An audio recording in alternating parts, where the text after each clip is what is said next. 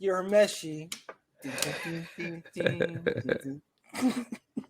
See, you already got the jingle. You're already starting with the jingle. You already know what time it is. Why not? What's good, good people? Welcome back to another episode of the New Block Nerds podcast, folks. I'm your host, Chris, aka Prince, with the homie and co-host Duran, aka Medic Grizzly. Duran, how we doing, bro? Doing good, B. Doing good. This will be a fun topic today. It is a fun topic today. This has been something we've been talking about for a long time that we've always wanted to do. We are finally touching on my personal favorite anime of all time, YuYu Hakusho. So Duran and I were talking, and we decided that there's no way for us to tackle this review in one pod because it would be several hours because we love it so much. Absolutely. So this is going to be episode 1 of a series of reviews we're going to do for YuYu Hakusho. We're going to split it up into its 4 definitive sagas. That's going to be the Spirit Detective Saga, Dark Tournament Saga, Chapter Black Saga, and the Three Kings Saga. Those of you who have watched Yu Hakusho before, you know what these sagas are. Hopefully you love them as much as we do.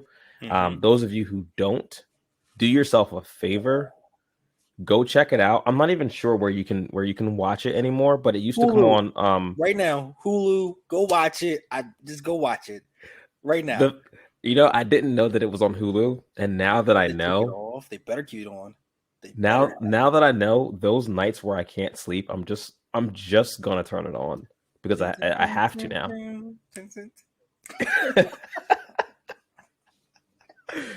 So Duran is, I'm glad you started with that because Duran's humming the intro music to Yu Hakusho, and in my opinion, it's one of the better like anime intros like songs out there. Yeah, it is. It's official. It's clean. It's really clean. It's nice, man. It's nice. It's nice. But before we get into like some of the details of the first saga, I just wanted to like kind of cover a little bit why Duran and I love this anime so much. Number one for me, I think as a kid growing up, I mean, obviously I was into shonen anime, right? Your standard kind of like beat 'em up anime. And while Yu Yu Hakusho is that, there's so much more to this anime than just people throwing fists at each other. That I think hooks you from episode 1. And it really, I mean, this is one of those animes where it's 112 episodes, which is for shonen anime standards is pretty short. And it hits the ground running from episode 1, and it never really stops. We talked about beforehand, like this anime is one of the few anime that it started off slow, little pace. I'm picking a little momentum, starting to jog a little bit. Then it went to a full out sprint, and it never stopped. It never freaking stopped. Most anime like this section fell off. Oh no, this one you're on a freaking fasten your seatbelts. It is a journey. It is amazing. We're going to get to the whole character development. Like these characters were different.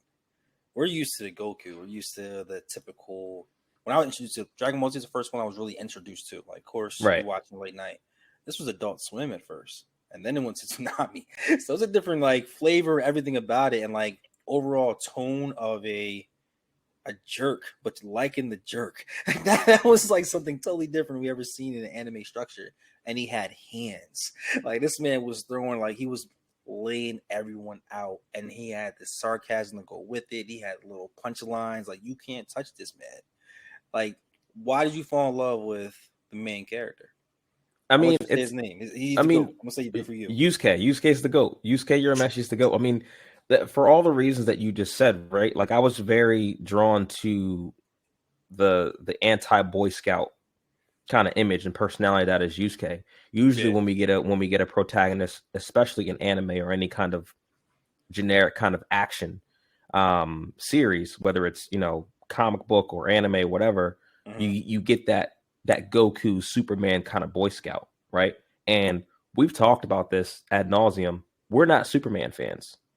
No. And And even though, to your point, DBZ was kind of what introduced the West to anime mainstream, it's we really don't give Goku a whole lot of respect on this channel either, because he's a Boy Scout. I want to say, yeah, he is the undisputed, but he's just not my cup of tea. Yeah, I mean, I Yeah. appreciate Dragon Ball Z for what it is and what it's done for the genre, but when I'm talking about what it means to me personally, it doesn't even come close, right? I think that's part of the reason why, like, you know, you and I, like, we've liked characters like Batman and like other more kind of like not super clean cut main protagonists, right? Because like they're flawed. Like none of us are perfect, right? Like we make mistakes, and that was what I really loved about Yusuke. I mean, the story starts out with it kind of going through Yusuke's day, just a random day, and you know he's a delinquent. He's bad in school. He's always getting into fights. His teachers hate him.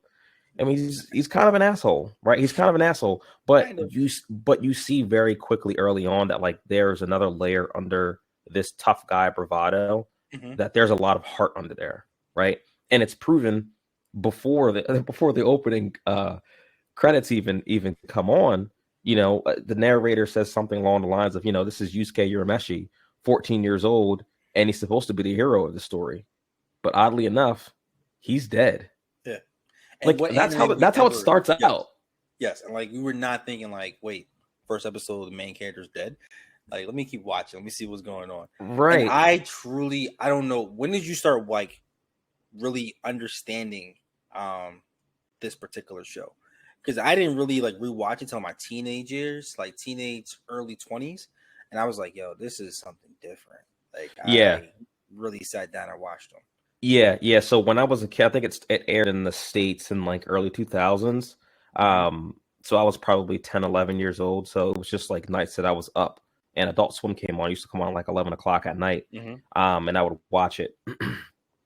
But yeah, to your point, it wasn't until I was in my teens that I really started to really catch on to the show. And I was like, oh wait, this is kind of fire, right?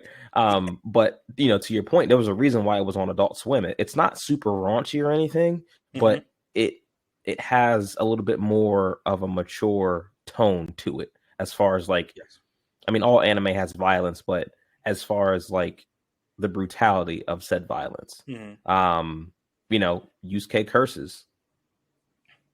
I mean, up until this point as a kid, I had never seen an anime protagonist, or any protagonist for that matter, using that kind of language, right? So I'm kind of like, who is this guy? And why is he so hilarious? At school, Keiko, he was doing an inappropriate gesture, like just overall things that like you like, this is allowed, like you're allowed to do this, and like will change your perception of what a teenage boy is supposed to do, not only in real life but also in the anime structure. We weren't used to that. That got my attention. And then you told me he died. I'm like, okay, he dies from saving someone, so he's supposed to be a jerk, but he risked his life to save a kid. And then they basically did not expect him to do that. Right. Right. And that's the funny thing about it, right? Is like how this whole story kind of comes about. And it's really kind of a theme early on in Yusuke's adventures in this show, is he is almost kind of propelled forward by like random strokes of luck sometimes, right? Like, perfect example, when Botan, and this, for people who don't know, Botan is a woman. She appears as a woman, but she's really essentially the Grim Reaper. And she approaches Yusuke and she's like, hey, the spirit world, we were not prepared for you to die today. This was not, because this is so out of character for him, right, to do something like this. So she's like, we don't actually have a place for you, guy. You were not supposed to die. And the most hilarious part about it is she tells him, oh, by the way, if you didn't save that kid, he wasn't going to die anyway. So you kind of just died for nothing. Which is so fucked up. And then you just see the energy that he like, yo, like, really? Like, and he's like almost like cussing the kid out, and while he's like also dead and cursing what's going on. And then you realize like, okay, there's no vacancies, no room for me. What's going to happen next? And then you mentioned Botan. Botan's just like you said, character, the Grim Reaper in a sense is like, yeah, yeah, you're a jerk, dude. We didn't see this coming. There's no playbook for this. So what do we do next? Yeah, yeah. And in that first episode, we get so much of some of the like the character building, especially with like Kuwabara, and Keiko and some of the other characters. Mm-hmm. Like we don't meet Hiei and Karama yet in the first episode, but I think it was very telling of like showing Yusuke watching his own funeral and watching how the people react. Like it still hits to this day. Like all the emotional like tugs still Mm-hmm. hit to this day because it's just like Yusuke thought that he was like, you know, a good for nothing delinquent, but these Mm-hmm. people show up to his funeral and they're like they're grieving for him, right? And I think Mm-hmm. that kind of really put things into perspective for Yusuke, and I think it's one of those running themes throughout the story where Yusuke has to realize that like this shit ain't all just about him, you know. And we see time and time again throughout the series that that's where Yusuke gets his pulls his strength from, you know, Absolutely. is his friends and his loved ones, which I think if he hadn't had that opportunity to see how people would react Mm-hmm. after he died, I don't think he would have the same outlook on or take the same actions that he would, you know, when he's faced with these, you know, adventures that he goes throughout the series. It definitely changed the dynamic of who he was as a person. Like, it almost gave him like a midlife crisis at 14. So actually seeing even the principal, who we thought didn't give a damn about him, was just upset about the wasted potential of his sister. And it's interesting. Like in the manga, he was the one that was smoking and all these things, but they made in the anime, they let everyone else do those things. So him just looking around, seeing like the impact and the holes that were left from him, and he's like, darn, I didn't think you guys cared that much about me. I was just a kid trying to do whatever I wanted to do, and nobody cared for me. It was pretty cool. Like, you don't see this in anime. That's not the reason, like, you don't see this kind of stuff. Yeah, yeah, no, yeah, and that's and again, that's it's this is all in episode 1, by the way. Like that was the kind of stuff that as I got older, like in my teenage years, is what really drew me to this show where I was like, oh, I'm invested in this. Like I like this. This isn't just just to beat him up. You know what I mean? Mm-hmm. But you know, kind of going forward, so he gets this proposition from Koenma, who is the son of King Yama, who's, you know, the Lord of the Underworld or what have you. Basically to say, hey, you know what? Since we didn't have a place for you because we weren't ready for you to die yet, Mm-hmm. I make you a deal. You work for us, you become a spirit detective, and we'll give you a second chance at this whole life thing. Yusuke accepts, and that kind of begins the shenanigans that is the you know, the Yu Yu Hakusho story. So, um, Duran, I want to talk about someone like the supporting characters in this Please show do. Please. because this is like as I was kind of like doing my notes for this show, Mm-hmm. and I was like, okay, we have to break this up into 4 different parts. I realized that I have a lot of favorites in all anime that fall into this show, which is why it's my favorite anime. Okay, it's your blueprint. Got it. I think like the Urameshi team, Yusuke, Kuwabara, Kurama, Hiei, Okay. uh, they're probably my favorite like anime group. And I don't know, and maybe I'm just drawing a blank here, but like who else would like can compare to like these like this group of A characters? group. It may not be four. So for Yeah, fans it like doesn't have to watch be the 4. show, you have like he and Kubara, the way they were introduced as villains, and they went through a whole quick episodes of like who they really were and what they're really doing their things for, and of course there's a small battle, and then the monks work together as far as this whole spirit detective thing as almost like a work release program on top of now Urameshi being spirit detective. They become one giant team, and Kuwabara is Kuwabara. He's a part of the squad. Right. So you have the the intense Hiei that doesn't care about no one, is going to smack everybody and their friend, their mother. He doesn't care. You have the compassionate, but also very wise. And you also have he's an idiot. Kubara is so funny, but he's a freaking idiot. He's He's a part great. of the actual team. He's so great. But he's Kuwabara is the perfect example of like comedic relief done right. yes, but he also his family is like has this extra spiritual sense that it also brings you about how detecting people from the underworld. He has those natural senses, so that blends with the team. And then just having just those four together, it's a dynamic team. I would say the original. You got Piccolo, of course. You got Vegeta and Goku. Some people say that trio was solid. But far as teams, yeah, this might be the GOAT team, bro. I mean, I think Naruto's team My is up Hero there. has a team coming. My Hero has potential, but emotionally, it's not there yet for me. Yeah. So I would say, like Deco and all them, like they got some spice to them. But yeah, this might be the GOAT team right here. This I'm really surprised might you be. didn't mention Naruto's team, Naruto, Sasuke, I and was Sakura. going to, but that's just me being biased. Like we all know the real GOAT, and we all know who he really is. But, Don't do that. Don't do that. Don't do that. we Don't do that. know if you cannot so who put hands on who's walking out that first. Anyways, Know. we're gonna move on. Okay, but as This far is as a like Yu teams, Hakusho podcast.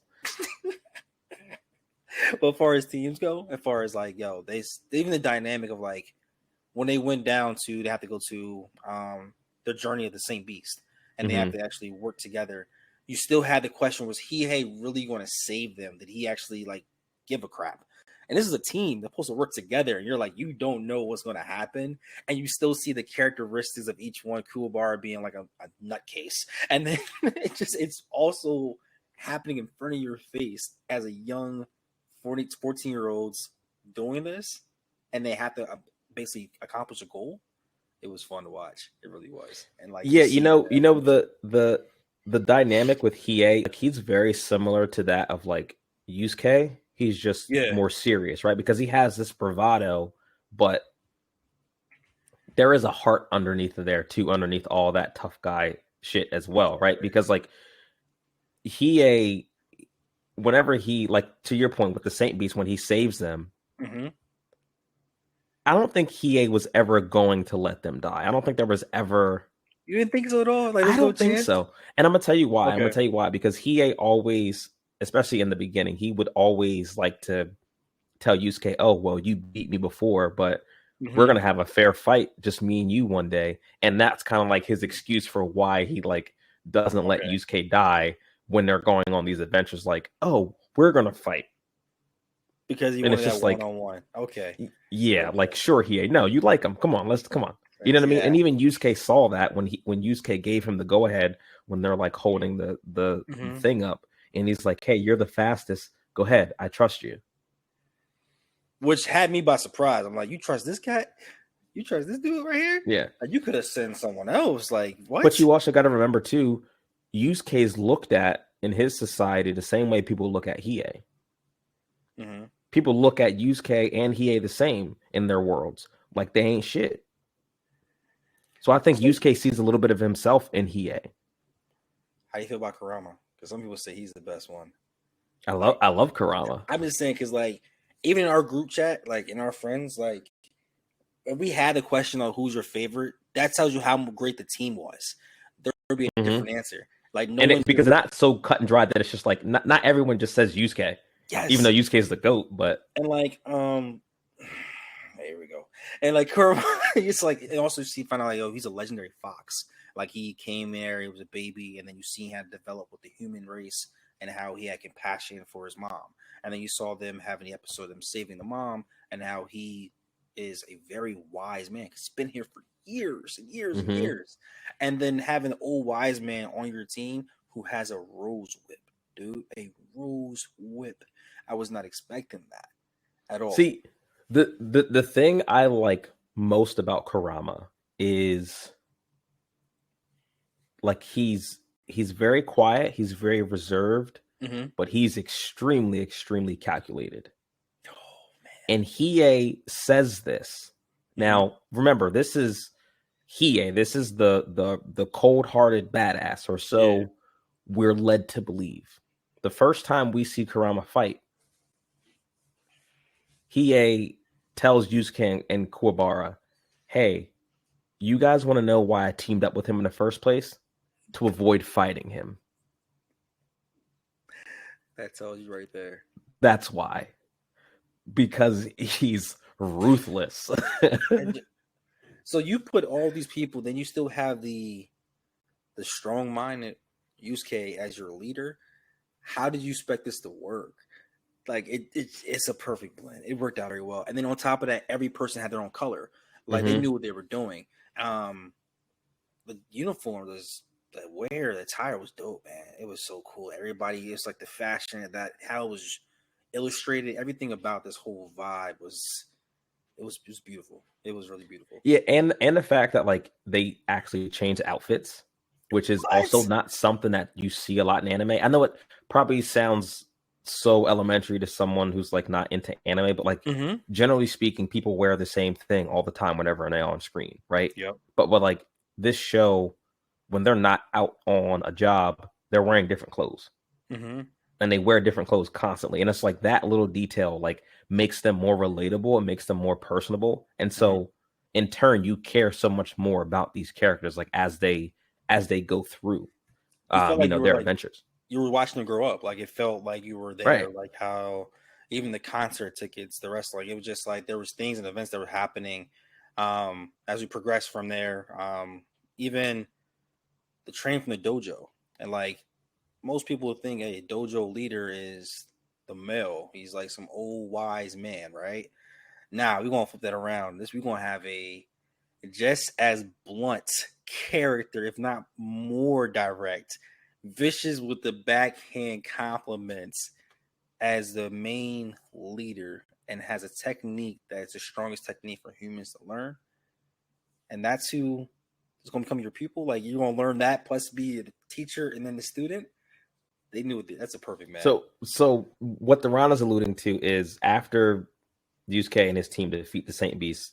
I mean, up until this point, again, we were talking before, Yusuke has been getting by rolling the dice. Yeah. And as the newly minted Spirit Detective, he's got to learn some new shit because, we can't be going out there just rolling the dice. Like you got to actually be talented out there and have some skill. So he goes to a tournament held by the ever wise and ever dope Genkai. And like to your point, like we really got to put some respect on Genkai's name. Like when we talk about like anime teachers, again, Genkai is one of my favorite. Like, and I think the dynamic between her and Yusuke is so amazing because again, neither one of them have that Boy Scout mentality.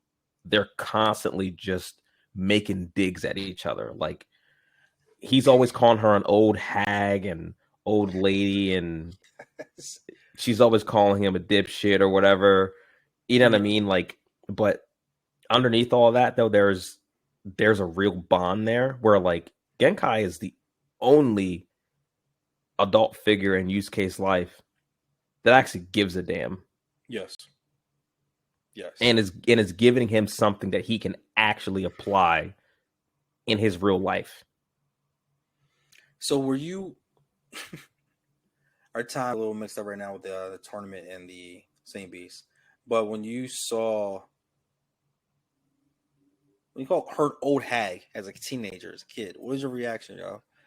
Like they really said this on TV. Like they called this lady like you're an old hag, like multiple times. I was just so taken aback by it because like again, like we're only I think the first saga is only like 25 episodes. So I think he meets Genkai in episode 9, 10, somewhere around there. So like this is still fresh to us, right? Like it's still fresh. Like I'm still like, wow, this guy's still a jerk. Okay, this is who he is. All right, got it. This is just who he is.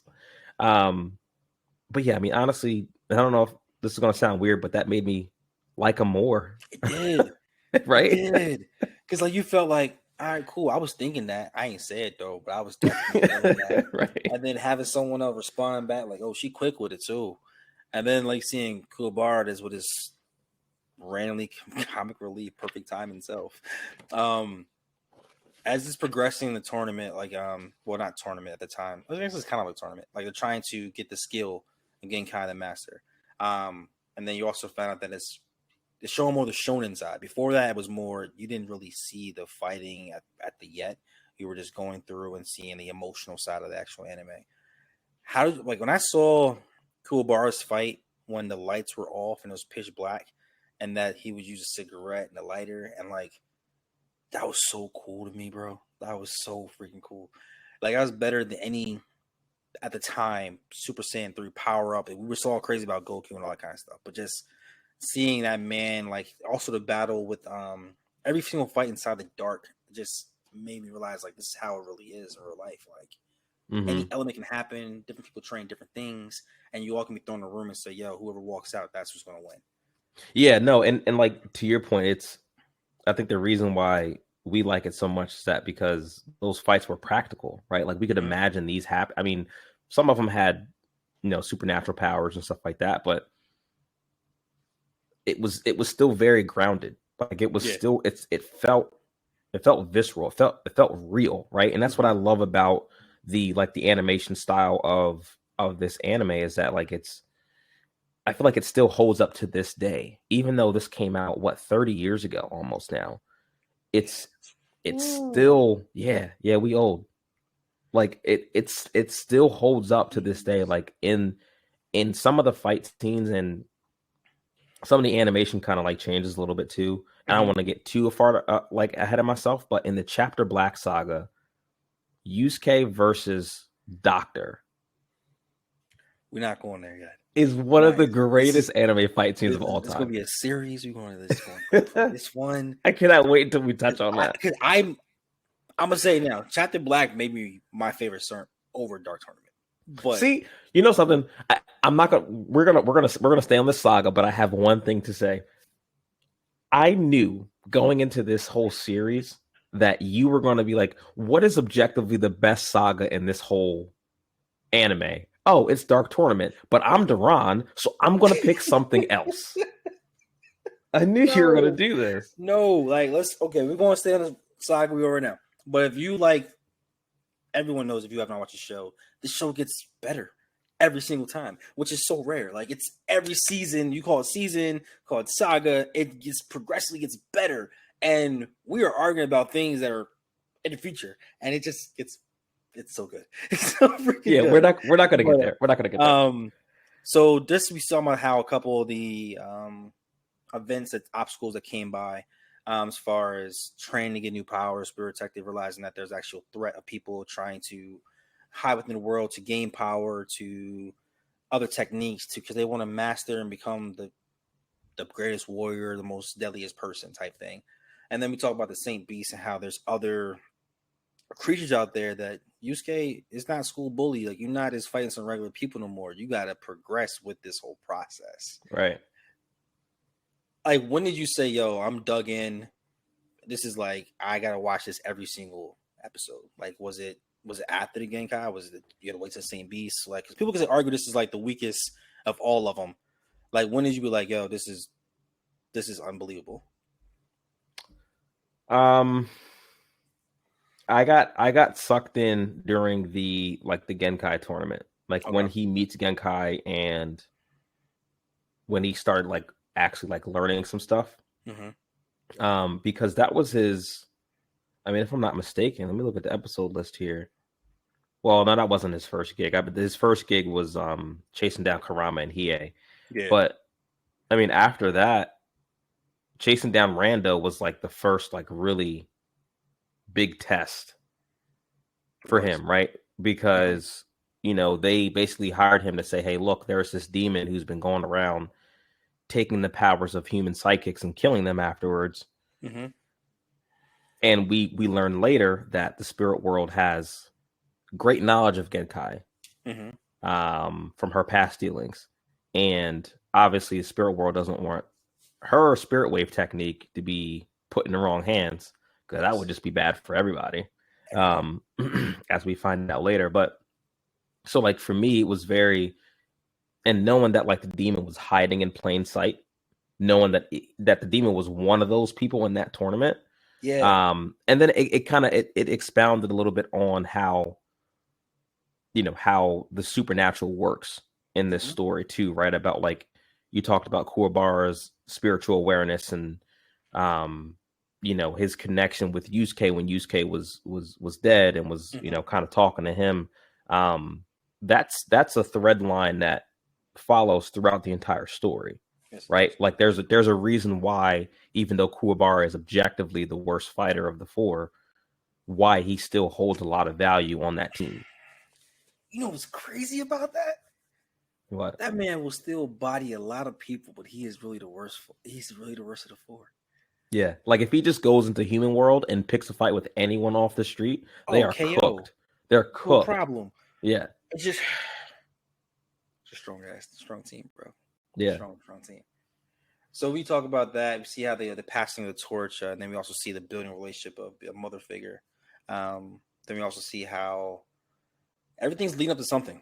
It's all leading up to. We got the same beings like, hey, this is going to show that them being an actual team and how they have. Let's speak about the Ice Dragon for a second and Black Dragon and Hihei. That battle is what got me into it. I'm not a Hihei fan. Like, there's like, shout out to Kingpin, SP. They love Hihei. But shout out to my brother Cardell too. He loves Hihei. I don't buy about Cardell. It's like, nah, he got it. I get one shot in. I'm sorry, but he was vicious. It was. If there's one episode I want anyone to watch, and they want to start it, I would say like, yo, just watch. I'm not sure what episode number it is, but just go watch that right there. I'll get it for you. That was beautiful. Like the scene, like the order. Episode 18, Siriu, the Blue Dragon. If you never watch Yu Hakusho and you just want to watch one, just watch that episode. Just watch that right there, and then go back and watch all of it, and you'll keep on going. So that got me dug into it. Like, yo, I could do this. As things progress, you realize who's the big bad? Like, what's really going on? Mm-hmm. Did you sense what was about to happen? Are you saying the Saint Beast or what comes after the Saint Beast? After the Saint Beast, like the Saint Beast, I felt like that was a way of them showing, hey, this is the four main characters. We're putting together the team. We're gonna mollywop them. We're gonna show that they're very. You can argue Saint Beast is the worst arc. Okay. Before I get into what you're alluding to, I want to piggyback off what you said about Hiei, because that fight against Siriu was, again, we talked about earlier about Hiei putting on this bravado persona, right? Yeah. Because the reason why Hiei, I'm going to say, dispatched Siriu so quickly in the manner that he did it was because of how Siriu treated his own teammate, which was the guy that Kuwabara fought just a couple of minutes ago. Yeah. And that right there was what told me that Hiei never really planned to let Yusuke and them die in that trapdoor, because Hiei does have a sense of honor about him. Okay. And Byaku, who was the guy that Siriu ended up killing, was his teammate. Mm-hmm. And for whatever reason, that rubbed Hiei the wrong way. And Hiei was just like, okay, this guy's a piece of shit. Like, we're all killers here. That's fine. I can get behind that. But what I can't get behind is a teammate coming to you. Y'all are supposed to be doing a job together, and you just do that to him. So here's what we're going to do. We're going to get you out the paint real quick. Sweep him out there, like in garbage, no problem. But I say all that to say it's a good segue into what comes after the Saint Beast, because again,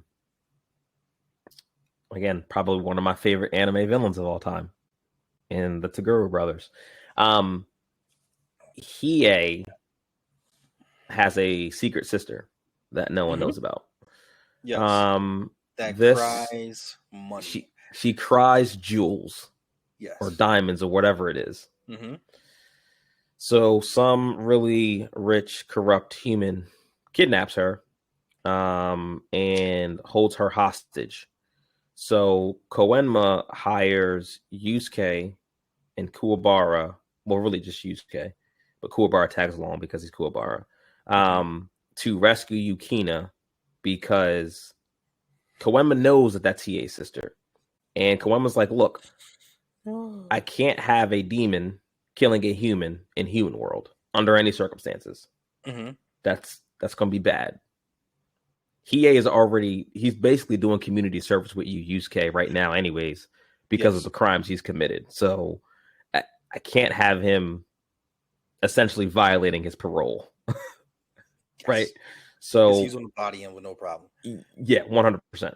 So Yusuke and Kuwabara go to this guy's like fortress, compound, whatever you want to call it, and they start kind of making their way through the compound. At the end, they meet the bodyguards, the bosses, if you will, the Toguro brothers. Elder Toguro, you'd be mistaken of who's the oldest and who's the younger. You really would. Elder Toguro is the small one. Younger Toguro is the big one and the one who really matters here. I don't even know how to begin with Toguro. He's a Terminator, dude. He is like Bane on steroids. He is shades, everything. Like he's like he's playing like chess among like a different level than everyone else, but he's coming off like he's just a musclehead. Like he doesn't know what he's talking about or doing. You think that the older brother was the person pulling all the strings. The presence of having him in there and like how it just he's that guy. He's that guy.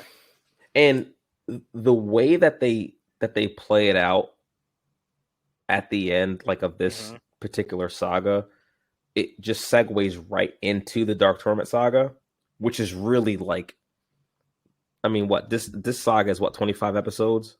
I mean, after this, like when we hit episode 26, the Dark Tournament saga, that pretty much on is the real meat and potatoes of this anime. Like, what? I just now think about it, like it's so cool how like Genkai and like Toguro, like how the placements were and like how you didn't know the connection.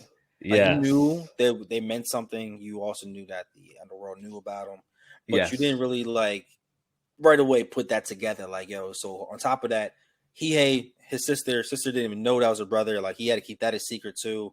It's a lot of like mystery going on with this. Also a shonen anime, right? Made you feel like the detective part of Spirit Detective, figuring out what's going on. But I also would throw hands. And Toguro, and that's the first battle in present, and like invite him to a dark tournament. What's a dark tournament? Like, what is happening here? Right. And I think we can talk about the first episode of the next saga because it's kind of a continuation of this episode where they defeat Toguro seemingly. And all is well in the world for a couple of days. Pop champagne. Everybody ready to go. So for Toguro, when he fought Yusuke, he saw something in Yusuke that said, hey, this kid's pretty strong. Yeah. I would love to see what this kid could really do in a fair fight. Because remember, if you guys have seen this show, Toguro threw that fight on purpose. Because him and, what was the guy's name? The other human. What's his name? I forget. Long hair dude who was in the Dark Tournament. I'm blanking on his name, but I was so mad when I found out he threw the John. I mean, I was like, what? I'm like, so who throws matches in anime? Like, who does this? But again, to your point, it goes into this is a shonen anime, but there's so much more here than just people getting beat up, right? Like there was an overarching plan that Toguro and his associate were planning together that they wanted to get to. And so, Toguro, he thinks that Yusuke could be a pretty good opponent, so he wants to fight him on square terms. And so he invites him to a dark tournament, but the way he goes about his formal invitation is the most terrifying shit possible. we're not going to get into it, but he basically, this is the only time that I can remember Yusuke being just flat out intimidated. And remember, this is he was breezing through things, right? Yeah, but like Yusuke, remember, is the guy who shows no weakness, never lets you see him feel weak. Yes, none of this. And when Toguro was talking to him, telling him, "You guys are going to come to the Dark Tournament. This isn't a request." Yusuke is literally just standing there shaking. And the fact that he's gotten lucky with every battle, and then having even thinking yo, I didn't win this one. I wasn't strong enough to actually just put this man out of his misery. And they gave everything they had. And he was just playing around. He was just playing. What? At everything, all the training I've been through, I'm thinking this point right now, I'm top level there is. And I'm nowhere near there at all. And on top of that, I'm being invited to something and I can't say no yet. And Taguro's big on percentages, so he was letting Yusuke know, hey, when I fought you and your friend, that was maybe 30-40%. Yeah, just know your place. It's okay. And I'm watching that the first time, It was definitely intimidating. I'm yo, wait a minute. We gonna lose, yo. We about to get bodied. This is not a happy ending. I should be watching. This is okay. This is why it's on Adult Swim. This is not gonna have a happy ending. This is not Dragon Ball Z. It's just real. There is no hey, put the coin back. You're about to come back to life to die again. This is gonna happen, and this will be over. It's a wrap. Yeah, so I mean that pretty much wraps up the Spirit Detective Saga. It's the very first saga in Yu Hakusho.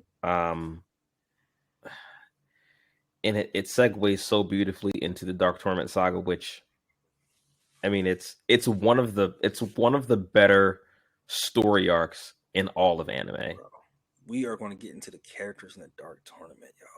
I cannot wait to get into the Dark Tournament. From the actual it's just so many characters, and then and what happens afterwards, and that tournament just changed everything. It was like you said, the meat and potatoes of all that stuff. And like I said earlier, we're talking about the training. We're talking about also the same beast. You can jump around episodes so much because so much happens, and you're yo, this is okay here, it's here, because it's so freaking much. Versus other anime, it's filler. Okay, here's a filler, not that. You're engaged in this entire journey, and also seeing them grow up as a young teens and becoming men. It's pretty cool. Yeah, I mean it's jam packed. Like I said, it's 112 episodes, man. But I mean, right off the bat, I mean, from episode 1 all the way through episode 25 in this first saga is just we're getting straight to it. And the Dark Tournament Saga just ups the ante. Man, my man took off the armor. Okay, we're gonna get into dark. We're gonna get into that. But guys, thank you for hanging out with us. This is the first episode in the series of episodes we're gonna do for Yu Hakusho. We're gonna tackle the Dark Tournament Saga next. So if you guys like Yu Hakusho as much as we do, don't forget to like, subscribe, leave a comment below. Let us know your thoughts. Let us know your favorite character of the 4. Let us know if you have a team. I would love to hear that. Yeah. Because Bleach Squad was pretty good too. But anyway, I think they're still the GOAT team. But let me know. Let me know which character you like. If you felt like we bounced around, hey, watch the shows. Let us know how your thoughts about it. Yeah, absolutely. Absolutely. Well, I've been Prince Duran. It's a pleasure as always, bro. And we'll catch y'all next time. Everybody.